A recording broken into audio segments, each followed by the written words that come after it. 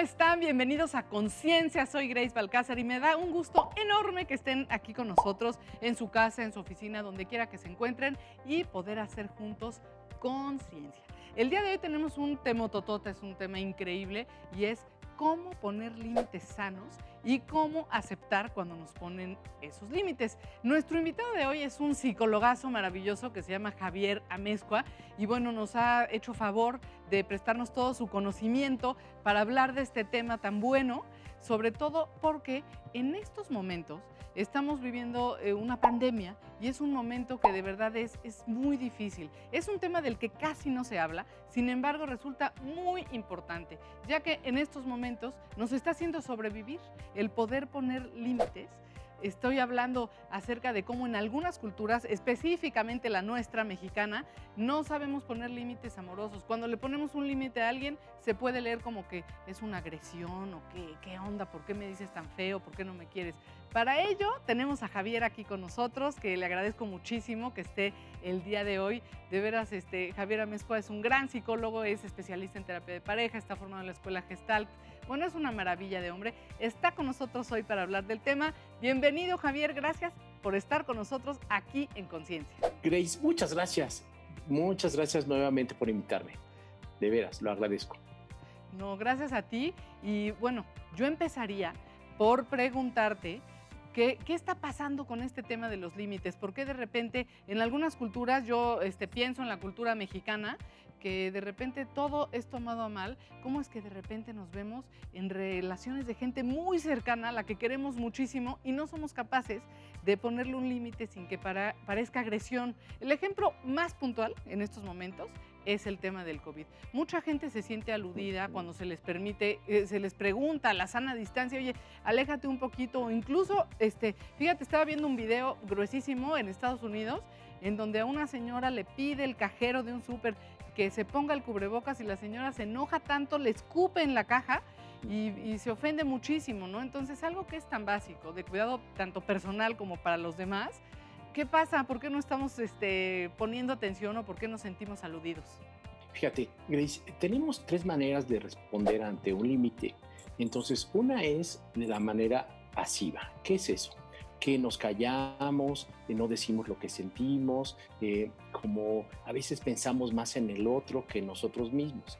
La manera pasiva siempre tiene un sacrificio.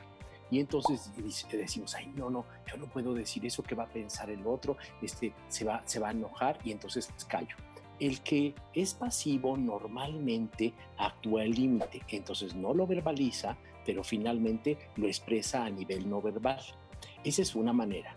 Otra manera es la agresión. Esta señora lo que hizo fue agresivo. ¿Qué es la agresión? No me importa el otro, solamente me importo yo, y entonces yo logro lo que quiero, aún pasando encima de los otros. Entonces son los dos extremos. Pero a la mitad de esto está la asertividad. ¿Qué es la asertividad? La asertividad es, me importo yo, me importas tú, te veo a ti, me veo a mí, y entonces trato de expresarme de una manera congruente, de una manera sensible, para que tú me entiendas qué es lo que yo no quiero, qué es lo que yo no necesito. Tal vez en este caso, por ejemplo del COVID, podría yo pedir una distancia o que te pongas el cubrebocas, pero de una manera donde te cuido a ti y me cuido a mí. Entonces esa sería como la mejor posición para poner los límites. Entonces, pasividad, callo;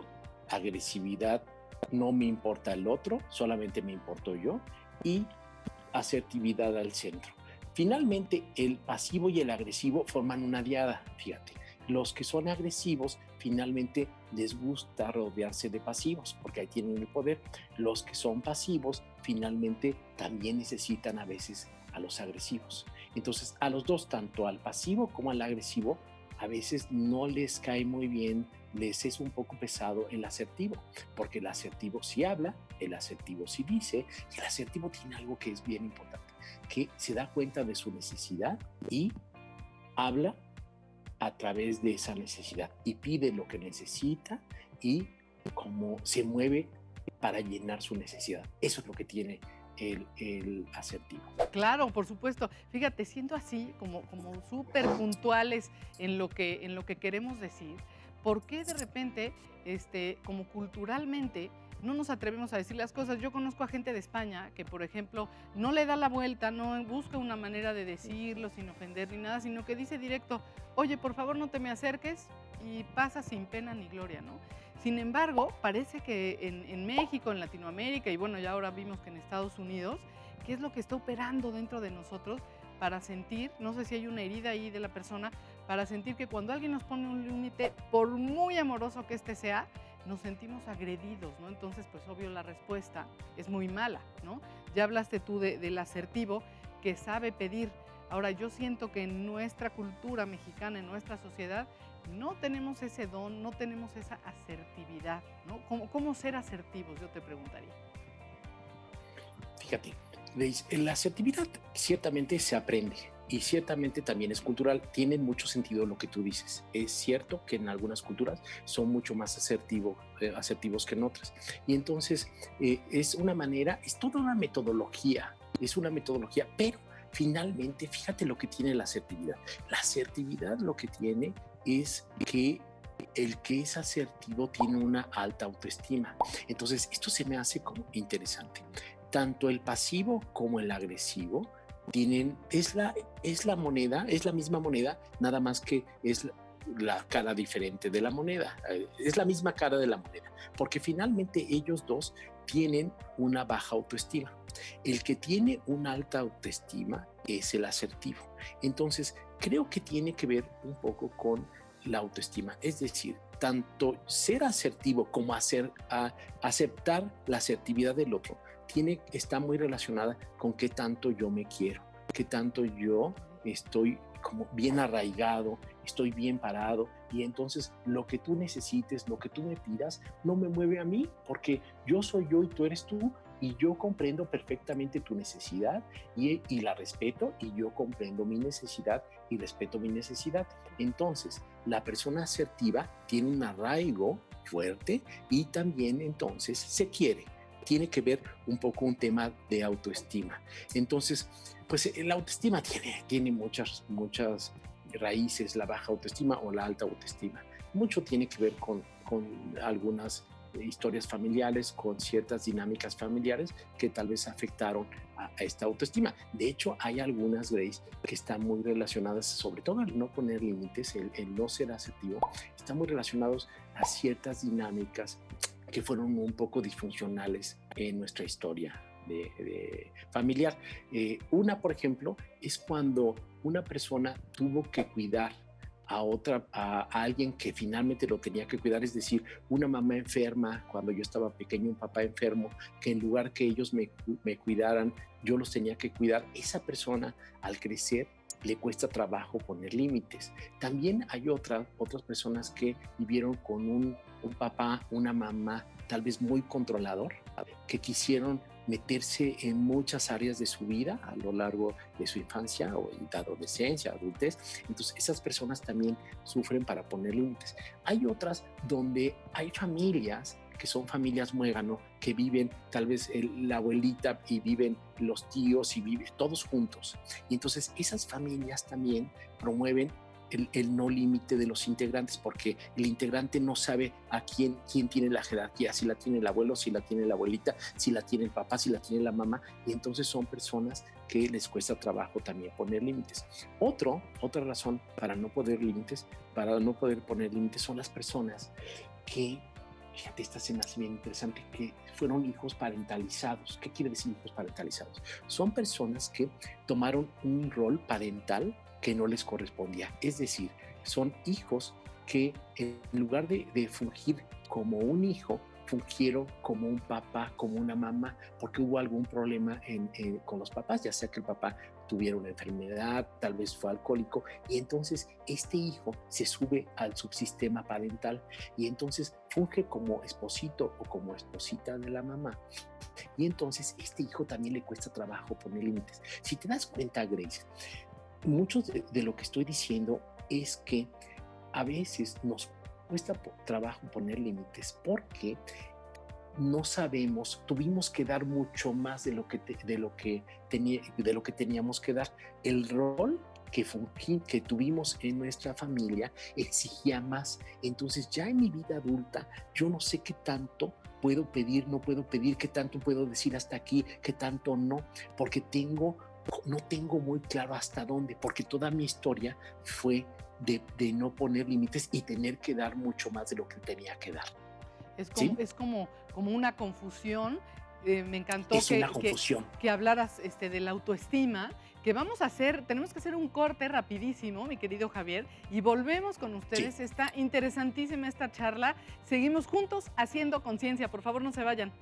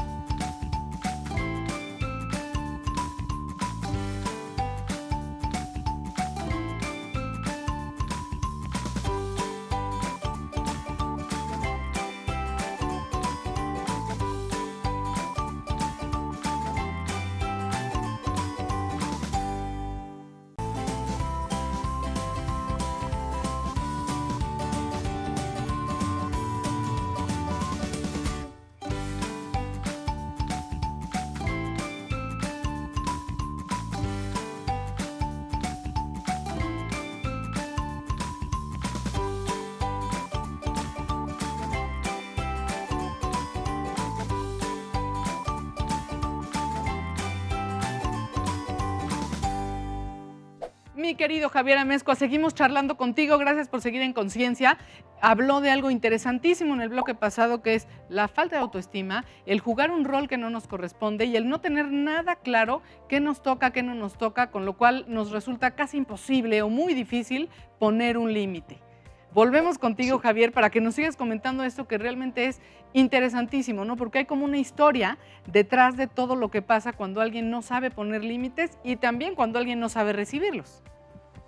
Entonces, fíjate, Grace, en estos casos que te puse, si te das cuenta, como el no límite fue una expresión mía que tuve a mi familia de amor. Ujú. Entonces, por eso a veces estamos muy ligados a eso. Es decir, como pensamos que el no poner límites es amor, cuando ciertamente tiene algo que ver, nada más que fue un amor desordenado, no es un amor con orden.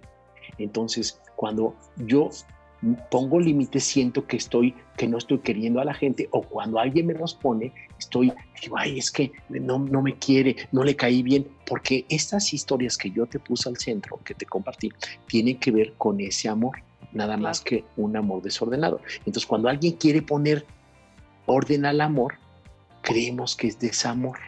Sí. Y creo que esto es muy cultural. Ciertamente, los hijos parentalizados, Grace, es algo que vivimos mucho en nuestra cultura. Como mucho de esto, y sobre todo nuestra cultura tiene que ver mucho con estas familias que están todas juntas, estas familias muégano, que a veces afectan las relaciones y es también un desorden en todas las jerarquías. Y Claro. eso es mucho de nosotros los mexicanos.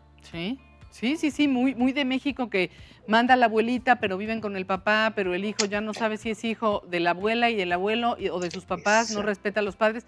Creo que es muy complicado el lograr poner un límite sano después de tener esa como confusión, ¿no? En la vida. Exactamente. Entonces, lo que tendríamos que hacer, Grace, es de veras pensar que el límite es también una manera de amar y una manera de Eso, amar ordenada. claro. Entonces, tendríamos que hacer como un cambio en la percepción del límite y verlo como un orden diferente que tiene que ver con el amor. Entonces, el amor ordenado fluye diferente que el amor desordenado. Entonces, cuando nosotros ponemos un límite, estamos ordenando el sistema, estamos ordenándonos a nosotros y estamos finalmente cuidando nuestra autoestima. Entonces, tendríamos que hacer ese cambio de conciencia en cuanto al límite como una manera positiva de estar y una manera positiva de amar, Grace, Claro, porque también creo que en las relaciones mismas amorosas creemos que el no límite es como el ideal de amor y no es totalmente. cierto. Totalmente. Fíjate, hay algunos papás que como que quieren ser amigos de sus hijos y eso a mí me trauma porque dicen, no, no, no, es que para cada 15 días que veo a mi hijo no lo voy a corregir, ¿no? Pero el mensaje para un niño que no le pones límites es no me importa lo que hagas, ¿estás de acuerdo? Y eso es lo que está Fíjate ocurriendo, ¿no? lo que es la vida. Sí, tienes toda la razón, Grace. Finalmente, para un niño, sobre todo para un hijo adolescente, sobre todo el adolescente, fíjate, mucha de la rebeldía del adolescente a veces es porque quisiera que le pusieran límites, es la búsqueda del límite, porque a los niños y al adolescente el límite es como la carretera donde van a caminar. Como entonces, la estructura. Muchos su estructura, es su estructura. Entonces muchos lo piden siendo rebeldes para que los papás se los pongan, porque a veces lo necesitan, claro, porque no lo tienen. Entonces el límite es, yo me imagino, Grace, como una maceta que contiene la tierra, que está la semilla, y entonces hace que crezca, que nutra esa planta. Entonces, como los niños necesitan, los adolescentes necesitan límites, pero también nosotros lo necesitamos en la pareja, sí, también lo necesitamos en nuestras relaciones interpersonales. Es algo necesario. Así es. Así es, y en estos momentos más que nunca los invitamos, mi querido Javier, a que hagan conciencia. ¿Por qué? Porque el límite va a ser que yo te cuide, que yo me cuide y que todos nos cuidemos, y es definitivamente una expresión del amor, ¿no? El que yo, es que no me abrazas, no me quieres, no te abrazo porque en estos momentos puede ser peligroso, no sabemos si yo tengo el virus conmigo, no se me nota y te puedo contagiar, ¿no? Hablando puntualmente del tema del COVID en estos momentos, ¿no? Mira, es que, Grace, todo este tema, si lo pasamos al COVID, queda perfecto. Es decir, el que yo te ponga un límite o el que yo acepte un límite, finalmente es un orden del amor y es el cuidado que tengo hacia mí y que tengo hacia ti. Y entonces yo diría, ponme el límite porque creo que es lo mejor que podemos tener hoy de expresión, de cuidado hacia los demás y hacia mí mismo. Y entonces estamos obligados hoy a ser asertivos y a poner los límites y aceptar el límite para cuidarnos, Grace. Es la mejor manera que tenemos hoy de tener un orden diferente en las relaciones. Exacto. Javier, yo te quiero agradecer. Me es poca la charla contigo, me encantaría seguirle, hombre, pero te agradezco muchísimo que hayas aceptado hacer este enlace para platicar de este tema tan importante y, bueno, cambiar un poquito la percepción que tenemos del amor y, sobre todo, hacer conciencia. Mil gracias. Grace, muchas gracias por invitarme y estoy a tus órdenes. No, muchísimas gracias. Es un gran gusto. ¿Tienes redes sociales donde te pueden encontrar si alguien quiere algún consejo o algo? ¿Das terapia online? Página de Facebook, entonces es Javier Amezcua y ahí encontrarán diariamente posteo ideas, consejos, sobre todo para pareja. Parte de lo que yo hago es terapia de pareja. Pues agradezco infinitamente la presencia de este gran terapeuta y amigo, que ya es amigo del programa Conciencia, Javier Amezcua, para platicar de este tema tan relevante. De verdad, tómenlo en cuenta, es muy importante cuidarnos y cuidar a los demás, y eso será la mejor expresión del amor en estos tiempos de coronavirus. Vamos a hacer una pequeña pausa, vuelvo con ustedes para las recomendaciones de cine, de libros y también de arte. Estamos juntos aquí haciendo conciencia.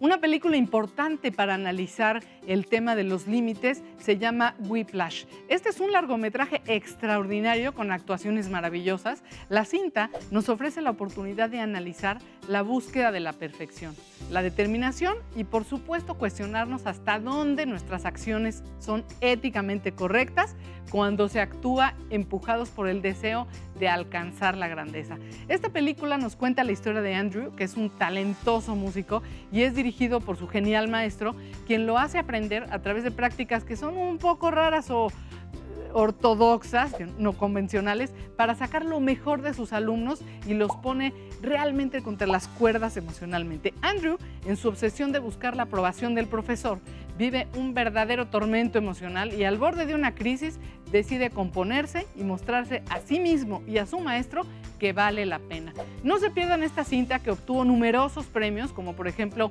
una nominación al Oscar como mejor película, el ganador para el mejor actor de reparto para J.K. Simmons, y también ganó como mejor montaje y como mejor sonido. Los Globos de Oro obtuvo como mejor actor de reparto al protagonista J.K. Simmons. No se la pierdan porque realmente es una cinta que vale mucho la pena para analizar el tema de cómo poner límites sanos.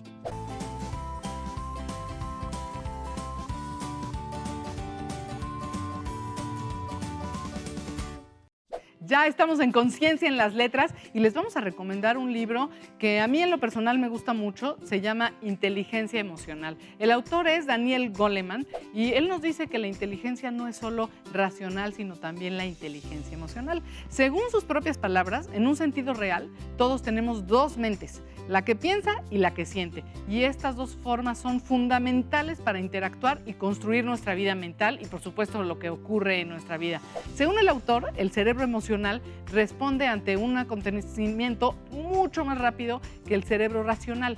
Y el cerebro racional habitualmente no decide qué emociones deberíamos sentir, sino que simplemente lo analiza. Todas las emociones son en esencia impulsos que nos llevan a actuar y obviamente de reacción automática, y esto por supuesto nos habla de nuestra historia como lo vimos con nuestro invitado. Para Daniel Goleman, la inteligencia emocional es indispensable para llevar una buena vida. Les dejamos esta recomendación para aprender a gestionar emociones en estos momentos o en cualquier otra situación de la vida que puede resultar difícil o en forma de reto. La inteligencia emocional de Daniel Goleman es nuestra recomendación para Conciencia en las Letras.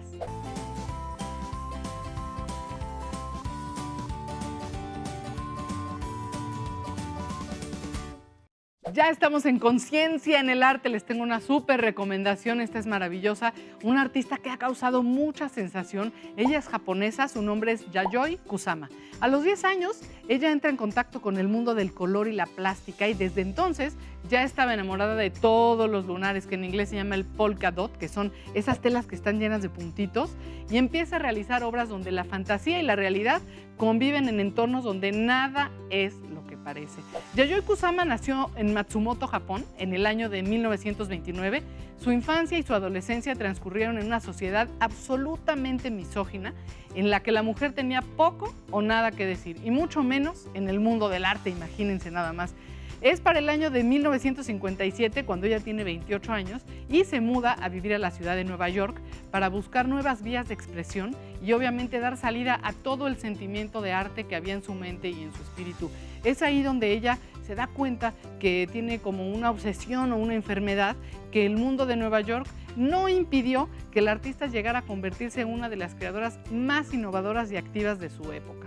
Kusama hacía instalaciones o happenings en lienzos gigantes, hacía performance muy interesante y obviamente su obra despliega desde entonces hasta hoy una variedad y una inquietud que no conoce fronteras. La artista aún vive en sus habitaciones infinitas, en donde los lunares siempre vuelven. Las flores gigantes que ella tenía como forma de alucinación y que sentía que eran flores carnívoras que se le iban a comer, brotan de pronto a medio camino en un paraíso que parece más bien un infierno, porque ella tiene una enfermedad así, que es la esquizofrenia, en donde ve ciertas cosas que los demás no vemos.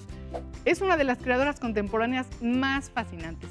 Todo lo que hace tiene su origen en las pesadillas que nunca la han abandonado. Ella misma lo dice, sin embargo, lo traslada a la belleza más especial ante los ojos asombrados de todos los espectadores y, en sus propias palabras, dice que el arte que ella realiza es una expresión de su vida y, en particular, una expresión de su enfermedad mental, la esquizofrenia.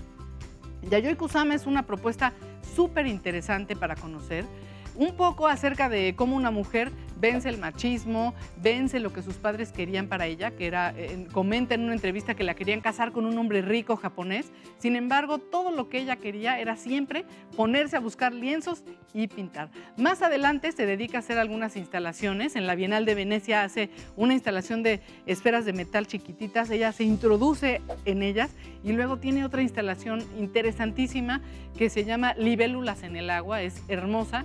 Realmente es una experiencia que vale mucho la pena porque provoca sensaciones fantásticas, que es justo lo que la artista pretendía. Como creadora tiene muchísimas facetas. En el año de 1973, que regresa a Japón, siendo ya una artista súper reconocida, escribe una novela que se llama La cueva de los estafadores de Christopher Street. Con esta novela gana el 10º premio literario para autores jóvenes de la revista Yasei Jidai, y para el año de 2012 hace una colaboración con la marca Louis Vuitton, en donde interviene diferentes productos como bolsas, llaveros. Incluso en la ciudad de Nueva York y también en París estaba la Obsesión Infinita, que así es como le llama, de Yayoi Kusama, lleno de lunares todas las puertas y ventanas de las tiendas de Louis Vuitton. También hace una colaboración con Marc Jacobs, entonces bueno, pues se convierte en un arte muy llevable incluso en un bolso. Más adelante, la exposición Obsesión Infinita se presenta en la Ciudad de México en el Museo Tamayo, que le abre sus puertas en el año de 2014. Realmente eran filas y filas inmensas para poder ver la obra. Supe de gente que se quedó sin dormir con tal de apreciar el arte y entrar al mundo de Yayoi Kusama. Esta es una gran recomendación. Les recomiendo que vean un video que está en las plataformas digitales del Museo Tate de Londres, en donde el artista nos platica un poco de cómo transformó una enfermedad mental en arte. En este video es realmente patente el cómo ella está trabajando. Ya es una persona mayor, sin embargo, está trabajando todavía con esas obsesiones infinitas, que es como le llama ella a sus últimos trabajos. Con esto quiero agradecerle su presencia en Conciencia. Muchísimas gracias, soy Grace Balcázar y me encanta poder hacer juntos conciencia. Los espero a la próxima, nos vemos, no se olviden, hagamos juntos conciencia.